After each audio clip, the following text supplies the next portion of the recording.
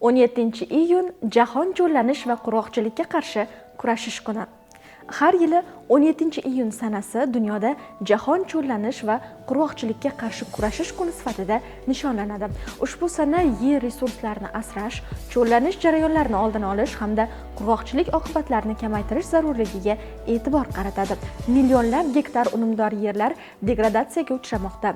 Bu esa oziq-ovqat xavfsizligi, biologik xilma-xillik va aholi farovonligiga salbiy ta'sir ko'rsatmoqda. Mamlakatimizda ham cho'llanishga qarshi kurashish borasida qator ijobiy ishlar amalga oshirilmoqda. Jumladan, davlatimiz rahbari tashabbusi bilan boshlangan Yashil makon umummilliy loyihasi doirasida har yili 200 million tup ko'chat ekilmoqda. Shuningdek, Orol dengizining qurigan tubini ko'kalamzorlashtirish va Orol bo'yi hududining ekologik holatini yaxshilash borasida ham ishlar jadal davom ettirilmoqda. Bugungi kunga qadar ushbu hududda 2 million gektardan ziyod yashil qoplamalar barpo etildi. Bundan tashqari, cho'llanishga qarshi kurashishga qaratilgan zarur qonun hujjatlari qabul qilingan bo'lib, ko'plab yirik loyihalar amalga oshirilyapti. Yer bebaho boylik, uni asrash, ko'kalamzorlashtirish ishlarida faol ishtirok etish va tabiatga mas'uliyat bilan munosabatda bo'lish har birimizning burchimizdir.